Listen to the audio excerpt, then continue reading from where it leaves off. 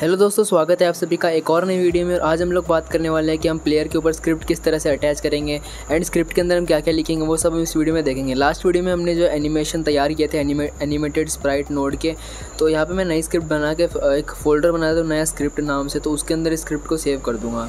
अभी इसका नाम मैंने player.gd नॉर्मल नाम रखा है, तो आप कुछ भी रख सकते हो। एंड यहाँ पे इस तरह से आपके पास मैंने एक एम्प्टी स्क्रिप्ट सिलेक्ट किया, तो आपके पास भी ऐसा ही आएगा। एंड कुछ वेरिएबल्स डिफाइन कर लेता हूँ। पहला वेरिएबल है वेलोसिटी, मतलब कि स्पीड और डायरेक्शन दोनों आती है इसके अंदर, तो इसको मैं फ़िलहाल के लिए वेक्टर 2 रख देता हूँ खाली। एंड दूसरा कॉन्स्टेंट में बनाऊँगा जो कि होगा स्पीड का, मतलब कि कितने स्पीड से प्लेयर चलेगा। वेलोसिटी के अंदर डायरेक्शन और स्पीड दोनों आएंगी, बट स्पीड के अंदर सिर्फ मैग्नीट्यूड है। एंड थर्ड वेरिएबल हमारा होगा, मैं ऑन रेडी लगाऊंगा इसमें, क्योंकि हमें जो ये वेरिएबल रेडी जब रन होगा तभी हमें वेरिएबल बनाना है। तो इसकी वैल्यू मैं यहाँ पे जो एनिमेटेड स्प्राइट की ले लेता हूँ, मतलब कि एनिमेटेड स्प्राइट को इस वेरिएबल के अंदर यहाँ पे डाल देता हूँ। तो यहाँ पे अगर आपको ना पता हो कि हम ना डॉलर वाला साइन लगा कर डायरेक्ट रेफरेंस बना सकते हैं किसी भी चाइल्ड नोड का। अब यहाँ पे रेडी वर्चुअल मेथड के अंदर हम ना इनिशियल जो हमारा एनिमेशन होगा, यानी कि जो स्टेशनरी वाला एनिमेशन होगा, वो हम यहाँ पे सिलेक्ट कर लेते हैं। तो मैं लिखूँगा sprite.animation is equal to double quotation के अंदर आपको लगाना है स्टेशनरी, क्योंकि इस नाम का एनिमेशन हमने क्रिएट किया था।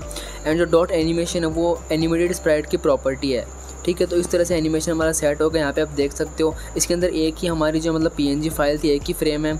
तो ये जो ऑटोमेटिकली मतलब हमें ऐसा लगे जैसे कि ये प्लेयर ना हमारा खड़ा हुआ है, कुछ नहीं कर रहा। सेकंड वेरिएबल आप जो फ्रेम लगा सकते हो, यानी कि आपको कौन सी फ्रेम इनिशियलाइज़ करनी है। यहाँ पे एक ही मतलब फ्रेम है एनिमेशन के अंदर, तो हम कुछ नहीं करेंगे, ऑटोमेटिकली जो एक फ्रेम है उसमें वही सिलेक्ट रहेगी। अब यहाँ पे हमारा बाकी का काम होगा फिजिक्स प्रोसेस वर्चुअल मेथड के अंदर। अगर आपको ना पता हो, ये मेथड ना एक सेकेंड के अंदर 60 बार रन होता है। अब यहाँ पे हम सीधे इनपुट डालेंगे इस फंक्शन के अंदर। और सबसे पहले यहाँ पे जो हम इनपुट सिंगलटन का यहाँ पे यूज़ करेंगे, मैं Godot 3 यूज़ कर रहा हूँ। Godot 4 के अंदर कुछ चेंजेस हो सकते हैं, तो यहाँ पे मैं लिखूँगा इफ़ input.isActionPressed। ये एक इनबिल्ट मेथड आता है इनपुट सिंगलटन का, जिससे कि हम क्या कर सकते हैं, इनपुट को डिटेक्ट कर सकते हैं कि भाई ये चीज़ हुई ना, तो हमें क्या काम करना है। तो यहाँ पे isActionPressed के अंदर यहाँ पे मैंने इनपुट मैप के अंदर ऑलरेडी एक की बना रखी है, तो 2-3 की बना रखी है, राइट लेफ्ट, और एक जंप की बना रखी है। तो आप ना यूट्यूब पर सर्च कर सकते हैं, देख सकते हैं, वीडियोज़ मिल जाएंगे कि इनपुट मैप कैसे सेट करें Godot के अंदर। अब इनपुट मैप के अंदर राइट नाम का जो मैंने एक्शन सेट कर रखा है, उसके अंदर 2 कीज़ आती है। पहली तो आती है कीबोर्ड की A एंड दूसरी आती है कीबोर्ड की राइट एरो। अब ये दोनों मैंने सेट कर रखे। इसका मतलब है कि इन दोनों में से अगर कोई भी की प्रेस हो, एक हो, दोनों साथ में हो, तब क्या करो, जो velocity.x है ना, उसे स्पीड के इक्वल कर दो। आपकी जानकारी के लिए बता दूं कि जो वेक्टर 2 वैल्यूज़ होती है ना, वो x और y 2 चीज़ें स्टोर करती है। मतलब कि मैं सिर्फ x की वैल्यू को इंक्रीमेंट कर रहा हूँ, स्पीड के इक्वल कर रहा हूँ। ध्यान रखना, अभी तक इस कोड के अंदर जो मैंने velocity.x बढ़ाया है ना, इसका मतलब ये नहीं है कि प्लेयर ना उसकी वेलोसिटी ना x के अंदर स्पीड टाइम्स हो जाएगी। ये तभी, अभी तो सिर्फ हमने वेरिएबल को एक वैल्यू दी है।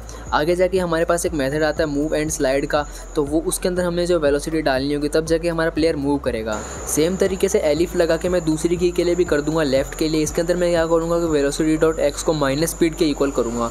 मतलब कि x के अंदर माइनस स्पीड का मतलब ऑब्वियसली भाई पीछे की तरफ जाएगा बंदा। अब यहाँ पे हमें एक और वेरिएबल की ज़रूरत होगी, सिर्फ इसी केस के अंदर, सिर्फ हमारे केस के अंदर। अगर आप कोई और प्लेटफॉर्मर बनाओगे तो आपको वहाँ पे शायद इसकी ज़रूरत नहीं पड़ेगी।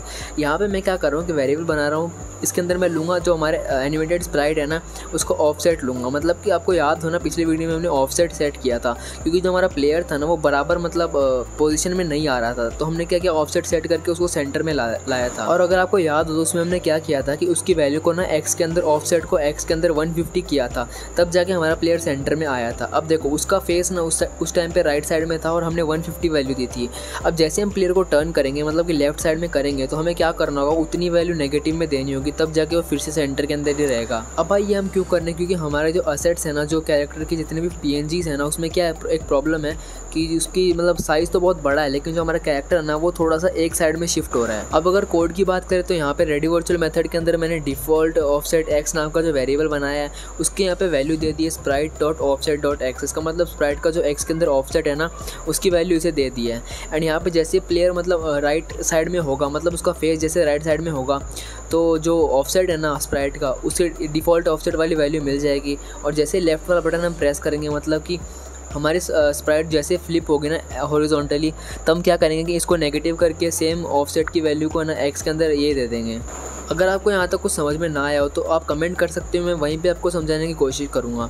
अब यहाँ पे नेक्स्ट हम क्या कर रहे हैं, यहाँ पे जो वेलोसिटी डॉट वाई है ना उसमें भी थोड़ा इंक्रीमेंट कर रहे हैं। मतलब कि भाई हमें ग्रेविटी भी चाहिए होगी, तो हम चाहते हैं कि वाई के अंदर भी कुछ वेलोसिटी हमेशा मतलब आती रहे। तो यहाँ पर मैं क्या कर रहा हूँ, velocity dot y is equal to velocity dot y plus कुछ वैल्यू। अब यहाँ पे ये जो कुछ वैल्यू है ना इसे आप ग्रेविटी मान सकते हो। अब जैसे मैं आपको समझाऊँ तो यहाँ पे फिजिक्स प्रोसेस का जो वर्चुअल मेथड है ना वो 1 सेकंड में 60 बार रन होता है। तो मान लो वेलोसिटी डॉट वाई 0 है, तो क्या होगा, पहली बार जब ये रन होगा तो velocity dot y is equal to 0 + 20 हो जाएगी। फिर जैसे दूसरी बार रन होगा तो क्या होगा, velocity dot y is equal to 20 + 20 40 हो जाएगी। इस तरह से बढ़ती जाएगी जब तक प्लेयर ऊपर रहेगा, मतलब कि जो हमारे सरफेस है ना उससे ऊपर रहेगा तब तक ये बढ़ती जाएगी। उसके बाद यहाँ पे एक और स्टेटमेंट लगा रहा हूँ एंड सेम इनपुट सिंगलटन का यहाँ पे यूज़ कर रहा हूँ जंप के लिए। इसके अंदर आपको एक अलग मेथड यूज़ करना है, is action just press. Just press क्या करता है, एक बार हम दबाते तो एक बार ही रन होता है, और एक्शन प्रेस क्या करता है कि मतलब अब दबाते रहोगे तब भी वो चीज़ रन करती रहेगी। इसके अंदर हम क्या चाहते हैं कि जैसे मतलब जंप वाला बटन हम दबाएं तो जो वाई की वेलोसिटी है ना वो ग्रेविटी के ऑपोजिट साइड में मतलब एक जर्क टाइप का लगे। तो यहाँ पे इसीलिए मैं इस वेरिएबल का नाम कॉन्स्टेंट बना लेता हूँ एक अब जर्क करके। तो इससे क्या होगा कि मतलब ऊपर की साइड में एक जर्क लगेगा जिससे कि जो ग्रेविटी को अपोज कर सकेगा हमारा प्लेयर।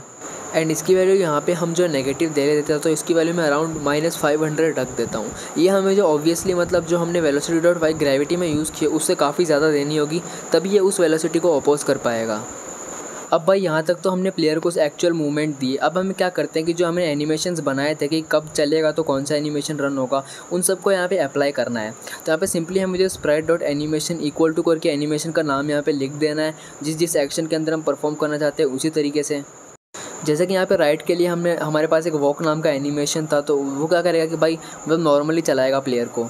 एंड उसके बाद लास्ट में हम लिखेंगे स्प्राइट डॉट प्ले। इसका मतलब है कि एनिमेशन को प्ले करो। सेम चीज़ हम लेफ़्ट के लिए करेंगे, और इसके अंदर हम एक एक्स्ट्रा चीज़ और करेंगे कि जो एक प्रॉपर्टी आती है मतलब एनिमेटेड स्प्राइट की, flip H and flip V. तो उसके अंदर फ्लिप एच को हम यहाँ पे ट्रू कर देंगे। इसका मतलब जैसे लेफ़्ट वाला बटन दबेगा तो क्या होगा, हमारा प्लेयर ना फ्लिप हो जाएगा, मतलब कि उसकी जो मुँह है ना वो उल्टी डायरेक्शन में हो जाएगा।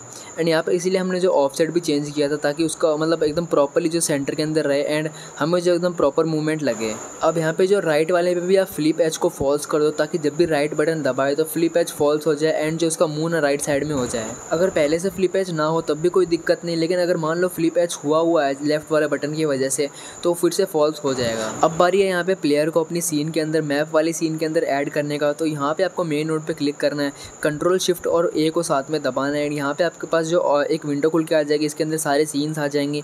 तो इस तरह से प्लेयर को आपको सिलेक्ट कर लेना है, इस तरह से जो आपके पास आ जाएगा। अब यहाँ पे प्लेयर जो काफ़ी बड़ा दिख रहा है तो इसका स्केल हम थोड़ा सा और कम कर लेते हैं। तो यहाँ पे मैं जाऊँगा प्लेयर वाले नोड के अंदर, मेन नोड पे क्लिक करूँगा, यहाँ पे ट्रांसफॉर्म को जो 0.2 है तो 0.15 कर लूँगा। इससे जो प्रॉपर हमारा साइज़ हो जाएगा। अब यहाँ पे ये थोड़ा ठीक लग रहा है इस बार, तो इसे जो ज़मीन पे आपको ला देना, नहीं लाओगे तभी ग्रेविटी की वजह से ऑटोमेटिकली आ जाएगा।